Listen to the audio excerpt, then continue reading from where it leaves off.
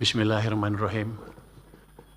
Yang kami hormati Wakil Ketua DPR RI, Bapak Profesor Sufmi Dasko Ahmad, Wakil Ketua DPR RI, Bapak Saan Mustafa, Wakil Ketua DPR RI, Bapak Cucun Ahmad Samsurijal,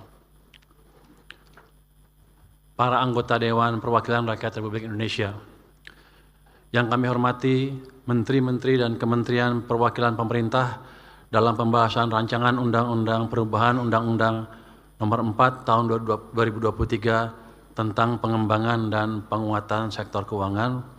Sini hadir Menteri Pendayagunaan Aparatur Negara dan Reformasi Birokrasi, Ibu Rini Widiantini. Wakil Menteri Sekretariat Negara, Bapak Juri Adiantoro. Yang mewakili Kementerian Hukum. Assalamualaikum warahmatullahi wabarakatuh. Salam sejahtera bagi kita semua. Om Swastiastu, Namo Buddhaya, salam kebajikan.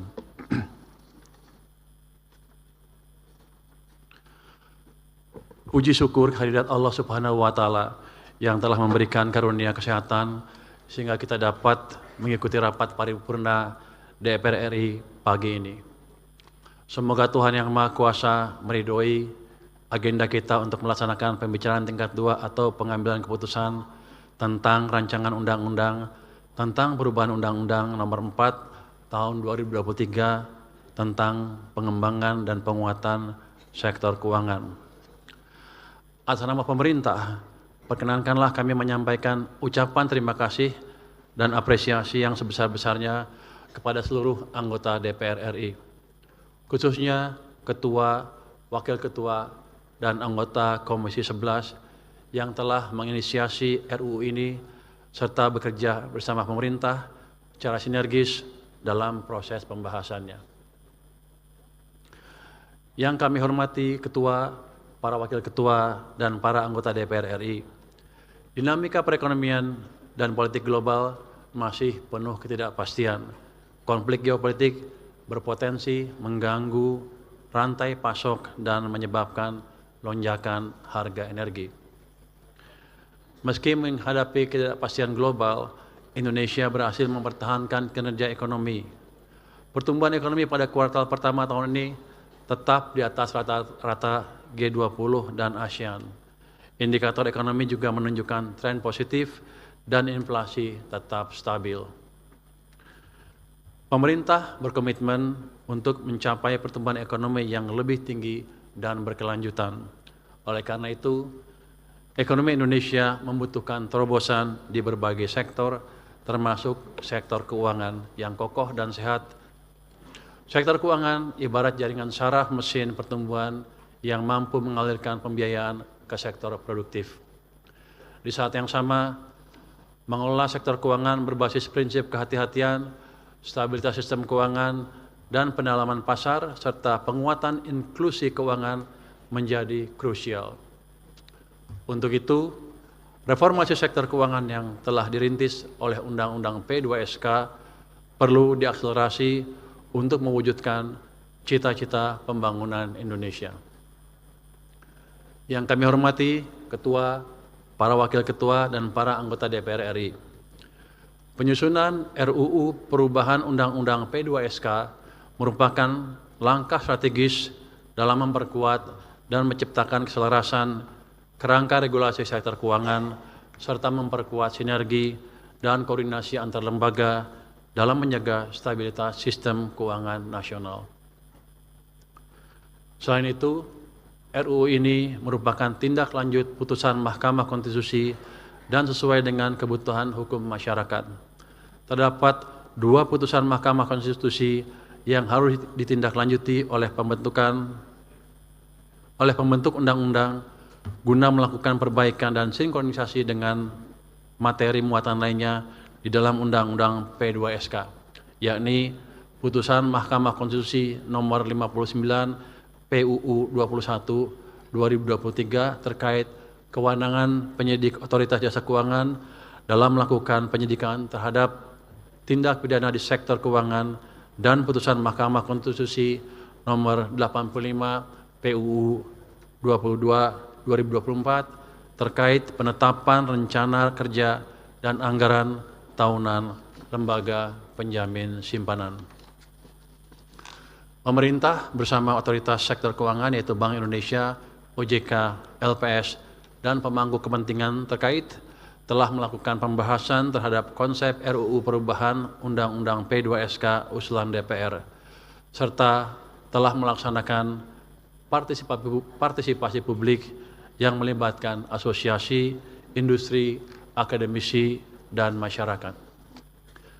Dalam proses perumusannya, pemerintah dan DPR melakukan diskusi yang intensif dan konstruktif, serta menyepakati berbagai penyempurnaan untuk memperkuat substansi aturan dan memastikan kesesuaian dengan kebutuhan sektor keuangan nasional. Pemerintah juga menghargai pandangan mini fraksi yang disampaikan dalam rapat kerja tanggal 3 Juni 2026. Pengaturan pada RUU ini mencakup 17 topik, yaitu 1. Kelembagaan LPS, 2. Kelembagaan OJK, 3. Kelembagaan BI, 4. Evaluasi kinerja LPS, OJK, dan Bank Indonesia oleh DPR, 5. Perluasan cakupan usaha bank dan perbankan syariah, 6. Demutualisasi bursa efek di pasar modal, 7. Transfer margin dalam transaksi di pasar keuangan, 8. Surat utang dan antara, 9. Perusahaan asuransi dan asuransi syariah dalam resolusi, 10. Dana pertanggung wajib kecelakaan lalu lintas, 11. Bursa mineral dan komoditas strategis, 12. Aset kripto, 13. Satuan Tugas Pencegahan Penanganan Pinjaman Daring dan Perjudian Daring, 14. Pusat Finansial Internasional Indonesia, 15. Penanganan piutang macet kepada UMKM, 16. Penyelidikan dan penyidikan di sektor jasa keuangan serta mekanisme keadilan restoratif, dan yang ke-17 bank dalam penyihatan. Ke-17 topik tersebut sangat penting untuk mendorong pertumbuhan ekonomi nasional yang inklusif sebagaimana arahan Bapak Presiden Prabowo Subianto dalam Asta Cita melalui sektor keuangan yang berdaya saing internasional, stabil, dan memiliki tata kelola yang baik. Yang kami hormati Ketua, para Wakil Ketua, dan para anggota Dewan Perwakilan Rakyat Republik Indonesia. Sebelum menutup pendapat akhir pemerintah, izinkan kami untuk menyampaikan harapan agar rancangan undang-undang tentang perubahan undang-undang pengembangan dan penguatan sektor keuangan ini dapat disetujui pada pembicaraan tingkat 2 dalam rapat paripurna hari ini. Ini sudah disetujui ya Pak ya? Terima kasih Pak, terima kasih para anggota. Sekali lagi, pemerintah mengucapkan terima kasih atas dukungan dari segenap pimpinan DPR RI serta pimpinan dan anggota Komisi 11, seluruh fraksi DPR RI, panja RUU, asosiasi, akademisi, dan seluruh elemen masyarakat yang telah berkontribusi dalam proses penyusunan dan pembahasan RUU perubahan Undang-Undang P2SK ini. Semoga Allah Subhanahu wa Ta'ala senantiasa melindungi, memberkahi, serta memberikan rahmat dan hidayahnya kepada kita semua, sehingga kita dapat melaksanakan tugas dan amanah dari seluruh rakyat Indonesia dengan sebaik-baiknya dalam membangun negara kesatuan Republik Indonesia yang kita cintai. Amin. Wassalamualaikum warahmatullahi wabarakatuh.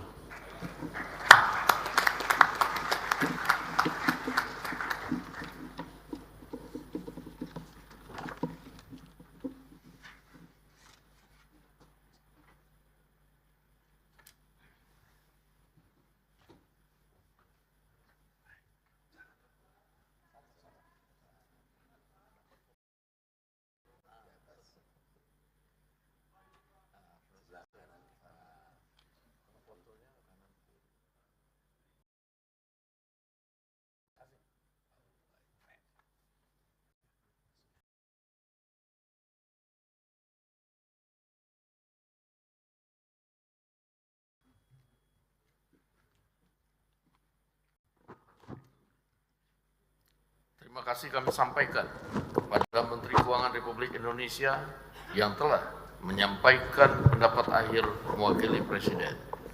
Sekarang kami akan menanyakan kembali kepada seluruh peserta sidang yang terhormat, apakah rancangan undang-undang tentang perubahan atas Undang-Undang Nomor 4 Tahun 2023 tentang pengembangan dan penguatan sektor keuangan dapat disetujui untuk disahkan menjadi undang-undang?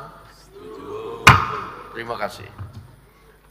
Sidang dewan yang terhormat, melalui forum ini kami menyampaikan terima kasih dan penghargaan yang setinggi-tingginya kepada yang terhormat Menteri Keuangan, Menteri Pendayagunaan Aparatur Negara dan Reformasi Birokrasi, Menteri Sekretaris Negara serta Menteri Hukum atas segala peran serta dan kerjasama yang telah diberikan selama pembahasan rancangan undang-undang tersebut.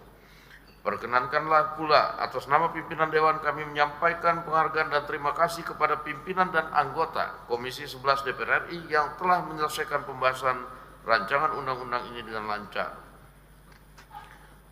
Dan kami juga mengucapkan terima kasih kepada berbagai pihak yang telah memberikan pendapat dan saran sehingga undang-undang ini dapat diselesaikan dengan baik. Dan selanjutnya kepada Menteri Pendayagunaan Aparatur Negara, Reformasi Birokrasi, jajaran Kementerian Sekretariat Negara, serta jajaran Kementerian Hukum kami mempersilakan saudara-saudara untuk meninggalkan ruang sidang.